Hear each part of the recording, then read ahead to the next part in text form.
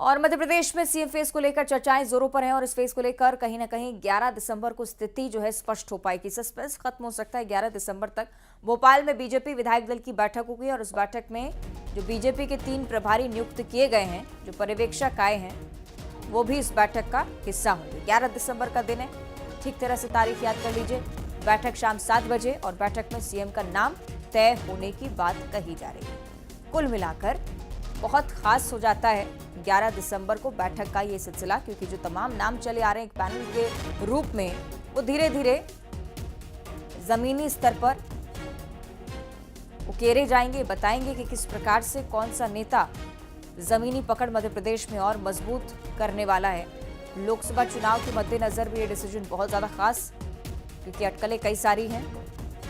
CM, deputy CM, ये तमाम चीजें हैं जो लगातार चर्चाओं में चलती आ रही हैं, लेकिन धरातल पर क्या ये जो निर्णय है वो स्पष्ट रूप में नजर आते हैं, वो देखने वाली बात होगी। और जो एक बड़ा असमंजस पैदा हुआ है अलग अलग नेताओं की लिस्ट को लेकर, माना जा रहा है कि 11 दिसंबर की बैठक में ये सब कुछ स्पष्ट हो पाएगा। शाम 7 बजे बैठक है 11 दिसंबर को।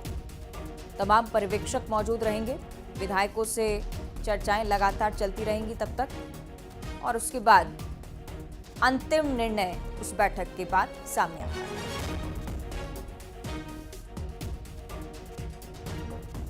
सीधे आपको भोपाल लिए चलेंगे, हमारे सहयोगी प्रशांत कटारे हमारे साथ जुड़ रहे हैं। प्रशांत, लगातार आप ये हलचल देख रहे हैं, किस प्रकार से मध्य प्रदेश में सीएम फेस को लेकर अब कहीं ना कहीं मंथन गुत्थी चलती आ रही है। बताइएगा, क्या 11 दिसंबर को माने के नाम स्पष्ट हो पाएगा?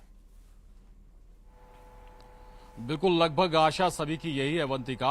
11 तारीख का सभी को इंतजार है, चूंकि पहले से तस्वीर साफ कर दी गई, आप बता भी रहे थे। लेकिन अवंतिका, आज से जब ऑब्जर्वर आ जाएंगे, 3 ऑब्जर्वर, मनोहर लाल खट्टर जो हरियाणा के मुख्यमंत्री हैं, खुद मुख्यमंत्री के चुनने के लिए वो यहां पर पहुंच रहे हैं, के लक्ष्मण, आशा लाकड़ा, ये 3 ऑब्जर्वर। लेकिन ऑब्जर्वर हम ये कहें कि विधायक से चर्चा करने या उनका मन जानने से ज्यादा यहां पर आला कमान का संदेश देने के लिए पहुंच रहे हैं। अवंतिका, जो मंथन दरअसल दिल्ली में चल रहा है, मंथन का ही फॉर्मूले पर चल रहा है। उस फॉर्मूले में जो विश्वस्त सूत्र बताते हैं कि हो सकता है कि गुजरात फॉर्मूला भी सामने आ जाए, यानी कि सब कुछ बदल जाए। आप मुख्यमंत्री से लेकर आप पूरी कैबिनेट बदली हुई यहां पर देखें, ये भी एक फॉर्मूला हो सकता है। कई दूसरे फॉर्मूलों पर भी चर्चा हो रही है, कहा यह भी जा रहा है कि भाई सब कुछ नया हो जाएगा। दूसरी तरफ उस बात को भी ख्याल में रखा जा रहा है, क्योंकि लोकसभा चुनाव में महज 3 से 4 महीने का वक्त बचा, 4 महीने मान लीजिए आप, 4 महीने का वक्त बचा है। टारगेट यही है कि 2024 जो जिता पाएगा। और इसके साथ जो एक बड़ा फैक्टर है जिस पर चर्चा हो रही है, वो है कि भाई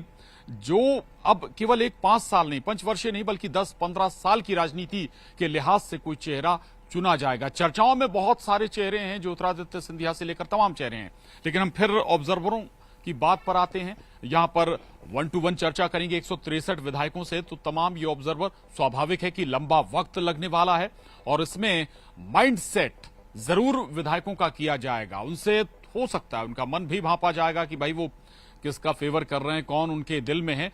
लेकिन जो महत्वपूर्ण बात है, सरप्राइजिंग एलिमेंट अवंतिका, जिसका हम लगातार जिक्र करते रहे हैं। 2014 में जब लोकसभा चुनाव हुए थे, उसके बाद हरियाणा में विधानसभा चुनाव हुए थे। मनोहर लाल खट्टर जो मन जानने आ रहे हैं, वो खुद सरप्राइजिंग एलिमेंट थे। और अब ये भी बता दें कि उनको भी नहीं मालूम होगा कि दरअसल चेहरा होने कौन जा रहा है। जो 3 ऑब्जर्वर आ रहे हैं, केवल एक संदेश 163 विधायकों को, आला कमान का, नरेंद्र मोदी का, अमित शाह का, जेपी नड्डा का, यहां पर मिलेगा कि भाई जो नाम आएगा आपको उस पर मुहर लगानी है। 11 तारीख तक जिसका जिक्र आप कर रहे हैं, उस दिन महज एक नाम होगा और उस पर मुहर लगेगी, ये तय मान लीजिए। लेकिन बार बार जब बड़े चेहरों की बात होती है तो फिर सबसे पहले स्वाभाविक तौर पर शिवराज सिंह चौहान का नाम आता है। लेकिन अब बहुत सारे नाम चर्चाओं में हैं।